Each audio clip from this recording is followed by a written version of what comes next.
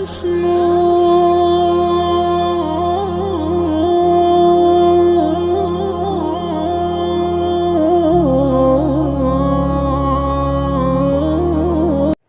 الله الرحمن الرحيم نحمده ونصلي ونسلم على رسوله الكريم اما بعد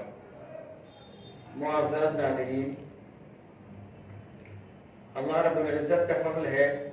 کہ اللہ تعالیٰ نے سب سے قیمتی تحفہ جو ہمیں دیا ہے وہ ہے اسلام، ایمان اور اسلام کی اللہ کی نظر میں جو قیمت ہے، جو قدر ہے، وہ یہ ہے کہ وَمَن يَبْتَغِي غَيْرَ الْإِسْلَامِ دِينًا فَلَن يُقْبَلَ مِنْهُ۔ اللہ رب العزت نے کا ارشاد ہے کہ اللہ تعالیٰ کے نزدیک اگر کوئی دین مقبول ہے، اگر کوئی دین اللہ کے نزدیک مقبول ہے، وہ ہے اسلام۔ اگر ایک شخص ساری زندگی کوئی اچھائی کرتا رہتا ہے، اچھائیاں کرتا رہتا ہے اور ایمان اس کے پاس نہیں ہوتا، تو ایمان نہ ہونے کی وجہ سے اس کی ساری اچھائیاں بیکار ہوتی ہیں۔ اور اگر ایک شخص کے پاس اسلام ہے، ایمان کی نعمت ہے اور کوئی اچھائی اس کے پاس نہیں، تو گویا دنیا کی ساری اچھائیاں اس کے پاس ہے، کیونکہ ایسا شخص مرنے کے بعد اگرچہ گناہوں کی سزا بھگت لے، لیکن گناہوں کی سزا بھگتنے کے بعد اس شخص کو جنت مل جائے گی۔ اور اگر ایک شخص کے اندر دنیا کی بھلائیاں موجود ہیں، دنیا کی اچھائیاں موجود ہیں، اسلام اس کے اندر موجود نہیں، تو وہ اسلام نہ ہونا اس کے لیے ہمیشہ ہمیشہ کی جہنم میں جانے کا سبب بن سکتا ہے، بنے گا، ہمیشہ ہمیشہ کی جہنم میں جانے کا 100% سبب بنے گا۔ ایمان اللہ کے نزدیک اتنی بڑی نعمت ہے، اور ایمان کے اندر اللہ تعالیٰ نے وہ صفات اور وہ امور رکھے ہیں کہ انسان اگر ان کو اپنی زندگی میں لے آئے تو وہ ایک قیمتی مسلمان بن سکتا ہے۔ مثال کے طور پر ایک حیا، عصمت، پاک دامنی، یہ اتنی بڑی نعمت ہے کہ باطل مذاہب اور باطل طبقے اور باطل جماعتیں اس سے محروم ہیں۔ اسلام جس حیا کا اور جس عفت کا اور جس پاک دامنی کا درس دیتا ہے، باطل مذاہب آپ دیکھ لیں، ان کا مطالعہ کر لیں، باطل لوگ اس سے بالکل کوسوں دور ہیں۔ اس لیے باطل اس فکر میں رہتا ہے کہ کسی طرح سے اسلام کے ماننے والے اور اسلام کے ماننے والیوں کے ایمان کو برباد کر سکے۔ چنانچہ انہی طریقوں میں سے ایک طریقہ ہے بھگوا لو ٹریپ، کہ یہ کسی طرح سے مسلمان بچیوں کی ایمان کو غارت کر سکے۔ نشانہ اصل رہتا ہے ان کا مسلمان لڑکیاں جو ان کے مقاصد کے اندر ہیں، تو ان کے اوپر ان کا پورا زور جو رہتا ہے وہ مسلم بچیوں کو ایمان سے دور کرنے کا، ان کی عزت اور ان کی عصمت کو تار تار کرنے کا۔ ایسے بہت سارے واقعات ہیں کہ بچیوں کے ایمان کو غارت کر دیا گیا، لڑکیوں کے ایمان کو غارت کر دیا گیا، ان کی عزت کو ختم کر دیا گیا، عزت کو نیست و نابود کر دیا گیا، اور اس کے بعد میں پھر وہ کہاوت سنی ہے آپ نے، دھوبی کا کتا نہ گھر کا نہ گھاٹ کا، نہ وہ ادھر کی رہی نہ وہ ادھر کی رہی۔ اس لیے ہماری بچیوں کو ہوش کے ناخن لینے کی ضرورت ہے، اس طرح کی تمام فراڈیوں سے بچ کر رہنے کی ضرورت ہے، ایمان کی، اسلام کی، عزت کی حفاظت کرنے کی ضرورت ہے۔ تو وقت کے تقاضوں کو دیکھتے ہوئے چند تدابیر میں انشاءاللہ آج آپ کو بتلاؤں گا۔ میں درخواست کروں گا، گزارش کروں گا، فرمائش کروں گا اپنی بہنوں سے، اپنی بیٹیوں سے، اپنی بچیوں سے کہ وہ ان تدابیر کو غور سے سنیں اور عمل کرنے کی کوشش کریں۔ انشاءاللہ ان تدابیر پر عمل کرنے سے اللہ کی ذات سے پوری امید ہے کہ اس طرح کے دیگر فراڈیوں سے اپنی ایمان کی حفاظت کر سکیں گے، اسلام کی حفاظت کر سکیں گے اور عزت کی حفاظت کر سکیں گے۔ ایک اس صاحب کا مضمون ہے جو بہت عمدہ، بہت پیارا مجھے محسوس ہوا، سوچا اسی پر انشاءاللہ تھوڑی سی بات کی جائے گی۔ چند تدابیر میں بتلاتا ہوں، ان کو آپ سن لیں، کچھ تدابیر ان میں سے انشاءاللہ۔ دیکھیے، سب سے پہلی تدبیر، اسلامی قوانین کے مطابق مسلمان بچیوں کو پردے کا پابند بنایا جائے، ان میں حیاداری، عفت و عصمت کی حفاظت کا جذبہ اور عقیدہ توحید و رسالت کی عظمت پیدا کریں، کہ یہ ایک بنیادی چیز ہے کہ مسلمان بچیوں کے اندر پردے کا اہتمام، جو اسلامی پردہ ہے،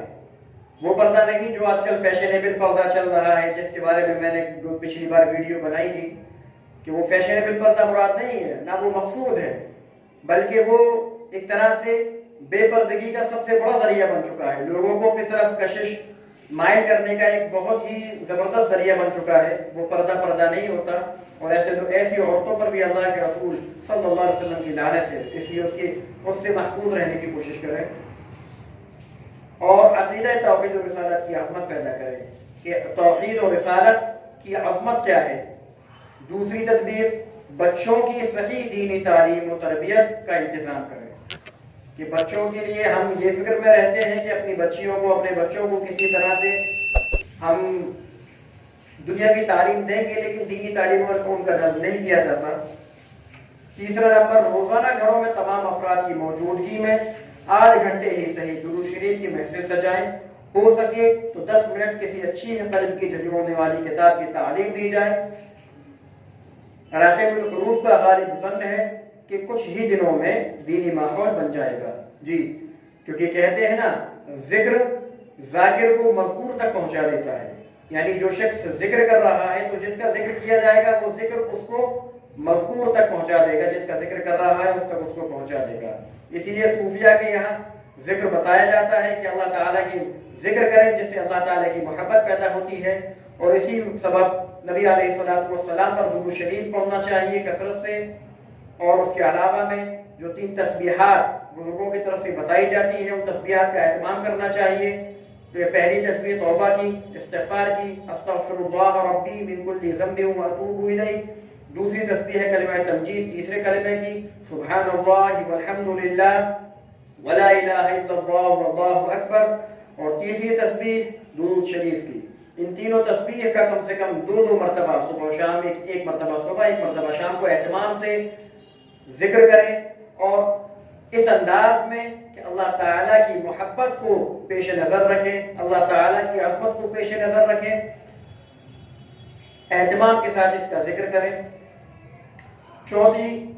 تدبیر، علماء اہل سنت و جماعت و مشائخ نظام سے خود بھی اچھی تعلق بنائیں اور بچیوں کو دین کی رہبرا کی صحبت میں وقتاً فوقتاً بھیجتے رہیں اور ان سے گہرے تعلقات بنانے کی تنبیہ کریں کہ ہاں، اللہ تعالیٰ کا ارشاد ہے اتقوا اللہ وکونوا مع الصادقین، کہ اللہ تعالیٰ سے ڈرو اور نیک لوگوں کے ساتھ رہو۔ تو علامہ آلوسی رحمۃ اللہ علیہ نے کونوا مع الصادقین کی تفسیر یہ کی ہے کہ کتنا ساتھ رہیں، اللہ والوں کے ساتھ کتنا رہیں، تو اس کی جو تفسیر ہے وہ یہ ہے کہ اتنا رہو کہ تم ان کی طرح بن جاؤ۔ بزرگوں کے ساتھ اتنا رہنا چاہیے کہ خود اللہ تعالیٰ ہمیں اپنا ولی بنا لے۔ تو مشائخ عظام سے، اہل اللہ سے اچھا مضبوط تعلق بنائے رکھیں، مشائخ سے مضبوط تعلق بنائے رکھیں، ان کی مجلسوں میں گاہے بگاہے جاتے رہیں، بزرگوں کی صحبت میں جاتے رہیں، اور جو دین کی نیک صفت عورتیں جو محلے میں ہوں ان کے پاس اپنی بچیوں کو بھیجیں، عالمہ ہوں ان کے پاس اپنی بچیوں کو بھیجیں، اور کوئی اللہ والی ہوں ان کے پاس اپنی بچیوں کو بھیجیں، اور ان سے مضبوط تعلق بنانے کو کہیں کہ یہ تعلق اللہ تعالیٰ کی محبت کا اور اللہ تعالیٰ کی طرف سے رحمت کا سبب بنے گا۔ یہ چند تدابیر میں نے ابھی آپ کو بتائی ہیں، انشاءاللہ آگے اور بھی تدابیر ہیں، میں آپ کو انشاءاللہ وقتاً فوقتاً تفصیل سے اس کو بتلاتا رہوں گا۔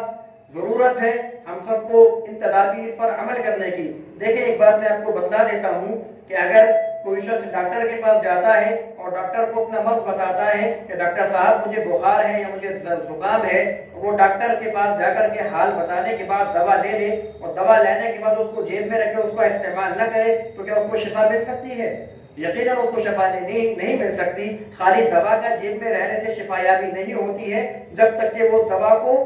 پیے نہ اور پرہیز نہ کرے۔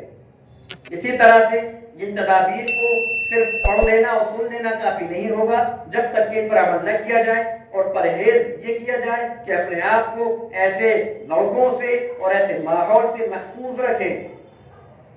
انسان لڑکی کے پاس سب سے زیادہ قیمتی اس کی عزت اور اس کی عصمت ہوتی ہے۔ اللہ نہ کرے کہ کسی کی عزت اور عصمت محفوظ نہ رہے، اسلام و ایمان محفوظ نہ رہے۔ صحابہ اکرام کا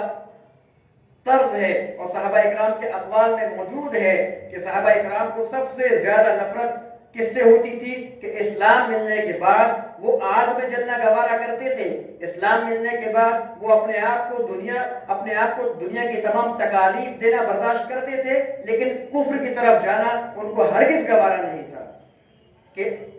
وہ آگ میں جلنا پسند کریں گے۔ صحابہ اکرام کے اقوال میں موجود ہے کہ وہ آگ میں جلنا پسند کریں گے لیکن ایمان سے پھرنا پسند نہیں کریں گے۔ آج بہت افسوس کی بات ہے، ہمارے معاشرے کے اندر مسلم بچیاں جس انداز میں ارتداد کا شکار ہو رہی ہیں وہ قابل توجہ ہے، افسوسناک بات ہے۔ ان بچیوں کو سمجھایا جائے اور ان کو ان تدابیر پر عمل کرنے کی خود بھی کوشش کریں، اور ان کو بھی کہا جائے کہ ان تدابیر پر عمل کریں، اور ہر گھر میں ہر ماں باپ کو یہ ضروری ہے کہ وہ اپنے بچیوں کی پر نگرانی رکھیں اور ان تدابیر پر عمل کرانے کی توفیق اللہ تعالیٰ ان کو بھی دے، اللہ تعالیٰ ہم سب کو دے۔ اللہ رب العزت عمل کی توفیق عطا فرمائے۔ وآخر دعوانا الحمد للہ رب العالمین۔